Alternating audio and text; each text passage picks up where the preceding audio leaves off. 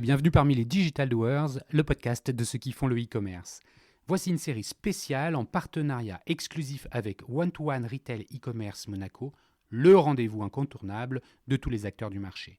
L'objet de ce hors-série s'inscrit dans les circonstances bien particulières du Covid-19. L'idée est de donner la parole aux retailers et aux fournisseurs de solutions pour les interroger sur l'impact business du coronavirus, ses conséquences en matière d'exécution des opérations et enfin ce que cette crise va probablement changer structurellement pour eux. 3 courtes questions qui sont répondues par téléphone, confinement oblige, pour un témoignage de 10 minutes environ. Donc veuillez excuser la moins bonne qualité sonore de cette interview. Bonne écoute à tous, toujours sans coupure.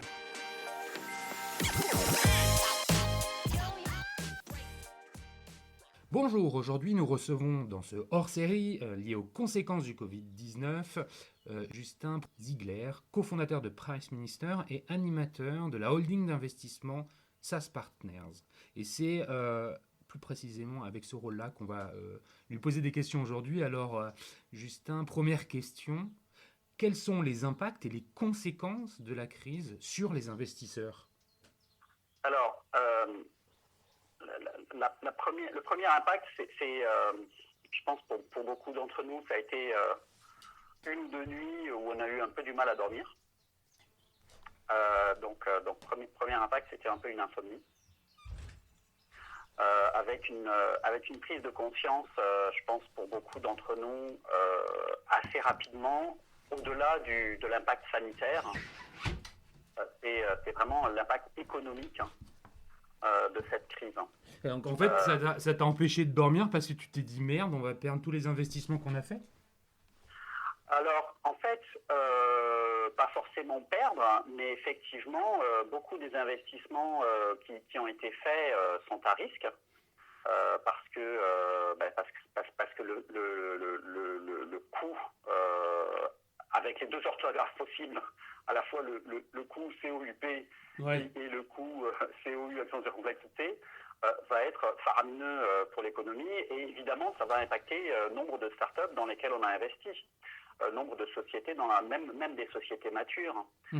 Donc il y a des sociétés qui étaient sur le point de faire une levée de fonds et cette levée de fonds a été interrompue. Il y a des sociétés, j'ai tous les cas, il y a des sociétés qui étaient sur le point de se vendre et cette transaction a été interrompue. Il y a des sociétés qui se retrouvent obligées de mettre tout le staff en chômage technique. On ne parle pas de chômage partiel, on parle de tout le staff en chômage technique du jour au lendemain, pendant toute la durée du confinement et qui ne savent pas comment va se passer la sortie de confinement.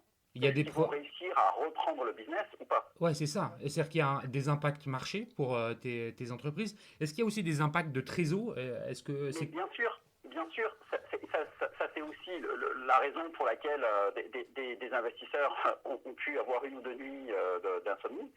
C'est que d'une part, on est tous à la fois directement et indirectement, ou soit directement, soit indirectement, on est tous exposés à la bourse. Donc, on se retrouve du jour au lendemain avec des avoirs qui ont perdu 50% de leur valeur.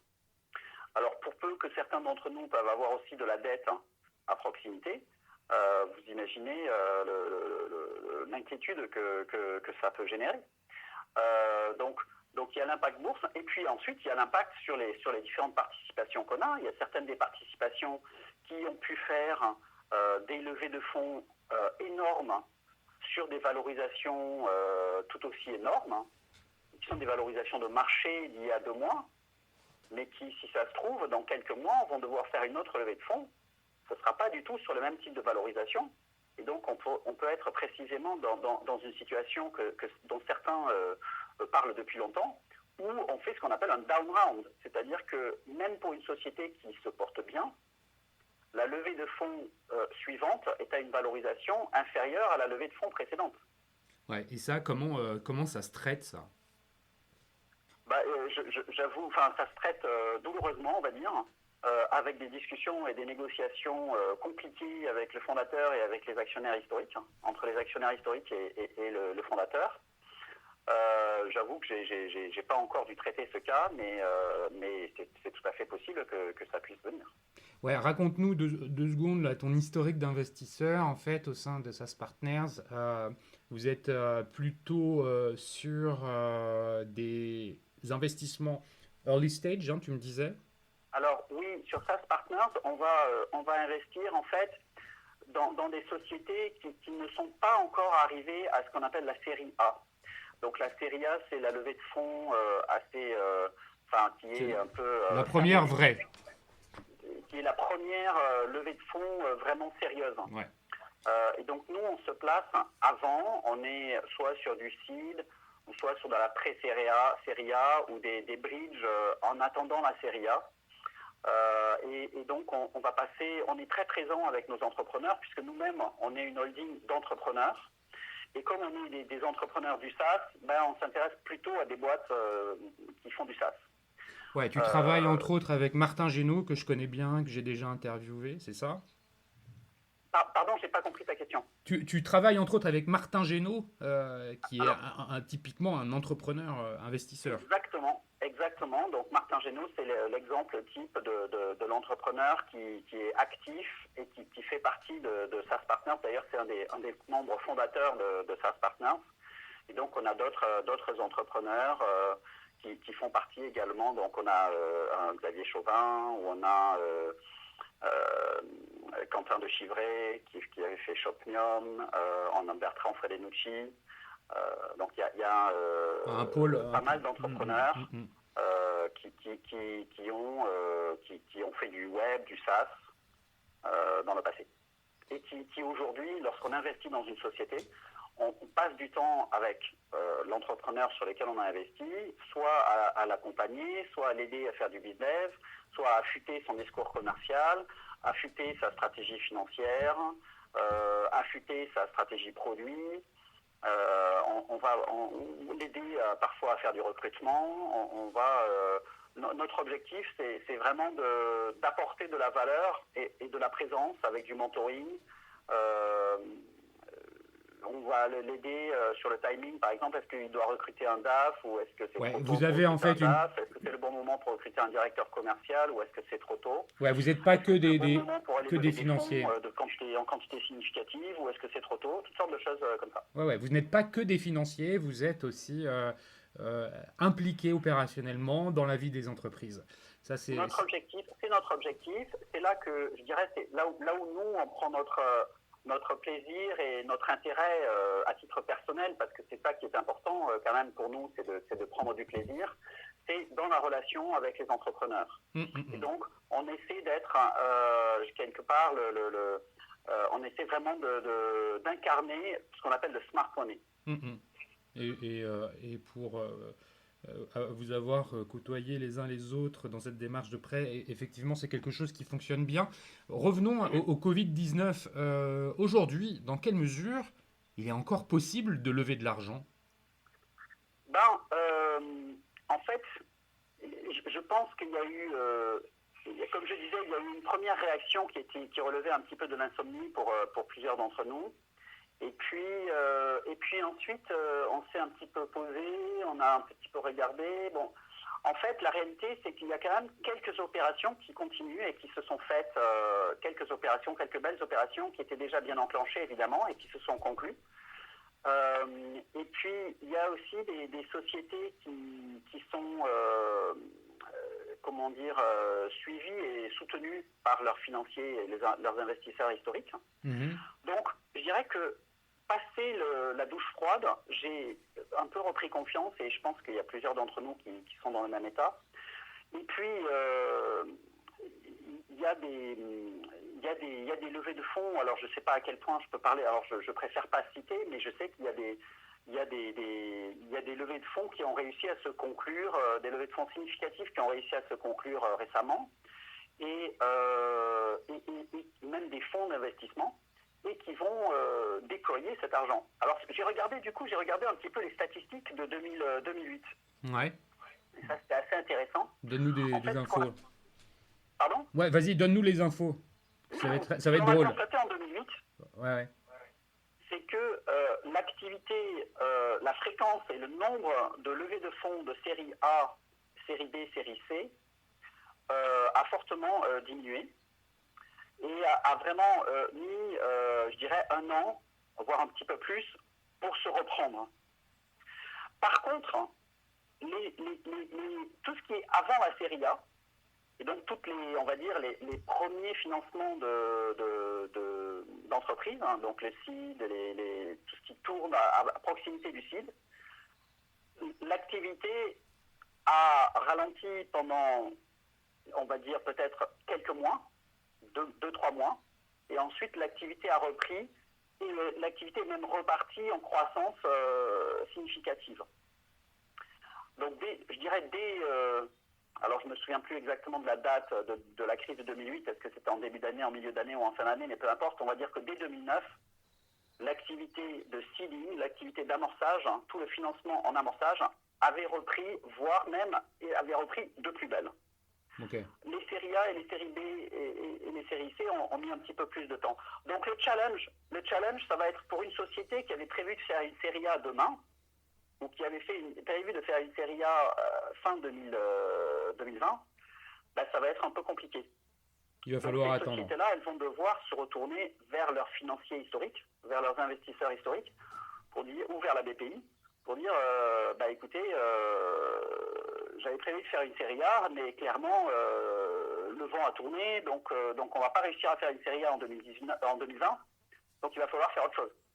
Ouais, il va falloir être créatif. Ouais, là, tu anticipes d'ailleurs la question que j'allais te poser. Le redémarrage en sortie de crise, il sera forcément pas fort. Donc, si je comprends bien ce que tu dis, il va y avoir des difficultés de lever de l'argent, en dehors peut-être du seed. Et encore, il y a bien un moment d'accalmie qui, au regard de ce qui s'est passé en 2008, va également se passer en sortie de crise. La sortie de crise la crise actuelle est plus forte que celle de 2008. Hein, les conséquences économiques seront bien supérieures. On peut imaginer que le redémarrage, dans une mesure à peu près proportionnelle, va aussi s'étaler et que ce ne sera pas immédiat. À propos de ce redémarrage, parce que de toute manière, vous, financiers, investisseurs, c'est votre ADN, vous allez vouloir repartir dans des aventures entrepreneuriales. Est-ce que tu imagines que finalement les projets financés, ceux que vous allez choisir de financer, seront choisis avec de nouveaux critères? Est-ce que on va repartir exactement comme avant, ou est-ce qu'on va réinventer un peu les critères? Est-ce qu'on va faire autrement? Est-ce qu'il y aura plus de projets à impact? Est-ce que voilà. Alors, vous savez, l'investissement, c'est générationnel. Comme beaucoup de choses, hein, c'est générationnel. Et donc, je pense que ceux parmi nous qui sont touchés par cette crise et qui ont peut-être aussi connu celle de 2009 vont en tirer des conséquences et vont regarder leurs investissements peut-être avec un œil plus averti. Mais ensuite, il y aura une nouvelle génération qui arrivera, qui n'aura pas eu cette connaissance-là et qui aura de nouveau un œil moins averti. C'est juste l'histoire. Donc oui, dans les 5 ans qui viennent, les investisseurs seront peut-être plus regardants et ils vont regarder des choses différentes. Typiquement, moi, un critère qui me paraît aujourd'hui avoir beaucoup d'importance et c'est pas je dirais, je l'ai déjà entendu ce critère d'investissement, j'ai déjà entendu certaines personnes en parler, donc je prétends pas du tout être le père de ça, mais je dirais aujourd'hui, vu le contexte de crise, c'est un critère qui me paraît prendre beaucoup plus de sens encore qu'avant. Donc c'est ce qu'on appelle la stickiness. Répète. Donc, la stickiness. Ok, la stickiness. C'est le côté must-have d'un service SaaS ou d'un logiciel en SaaS versus un logiciel qui serait nice to have. Donc, grosso modo, c'est est-ce qu'on parle d'un logiciel qui relève de la structure et de la fondation du client, ou est-ce qu'on parle d'un logiciel qui relève beaucoup plus de la déco et de l'optimisation du client. Mm-hmm. Et donc, typiquement, aujourd'hui, le critère stickiness, et donc, pourquoi est-ce qu'on parle de stickiness? C'est qu'on peut imaginer qu'en temps de crise, des clients qui utilisaient un service plutôt nice to have et qui sont à la recherche de réduction budgétaire, ils vont plutôt se dire, tiens, ce truc-là qui est nice to have, je vais m'en passer. Parce que c'est pas du must have. Ah ouais. En fait, il y a... Ouais, je comprends bien. Ouais. En période de ceinture serrée, de serrage de ceinture, beaucoup de services nice to have, les budgets vont s'arrêter. Et donc c'est ça qui va être très très dur pour beaucoup de boîtes SaaS, c'est que non seulement ils vont avoir du mal pendant 6 mois, dans les 6 mois qui viennent, ils vont avoir du mal à signer de nouveaux clients, donc il ne va pas y avoir de newbies, mais en plus de ça, ils vont peut-être perdre des clients qu'ils avaient déjà, s'ils étaient dans une position de nice to have. Et même pour ceux qui sont dans une position de must have, ils ont des clients qui vont mourir, ils ont des clients qui vont disparaître, rayés de la carte, malheureusement. Ouais, donc en fait des nouveaux critères qui sont des critères permettant de gommer une forme de risque, hein, c'est ça, par rapport à la structure du business, c'est-à-dire un service qui est celui que nous devons avoir, un must have, et versus celui qui est bien mais qui n'est pas essentiel à la vie de l'entreprise. Hein, exactement. On peut le résumer. Le caractère plus ou moins indispensable du service que du logiciel, de l'outil, dans la perception du client, dans la façon de réfléchir du client. Et au regard Après, il y a d'autres critères, ouais. D'autres critères qui vont prendre de la valeur. Il y a aussi toutes sortes d'études qui ont été produites sur les domaines et les secteurs qui vont être résilients face à la crise. Et donc typiquement, c'est assez intuitif. La santé va être un des secteurs résilients face à la crise.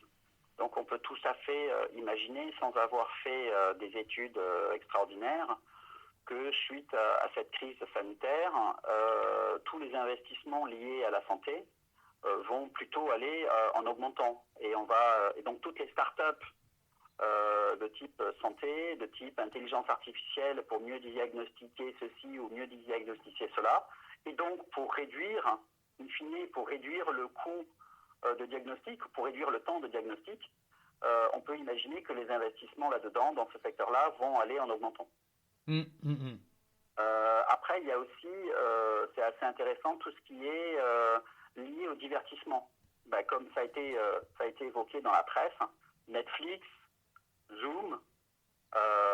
Tu parles du stay at home, les services du stay at home.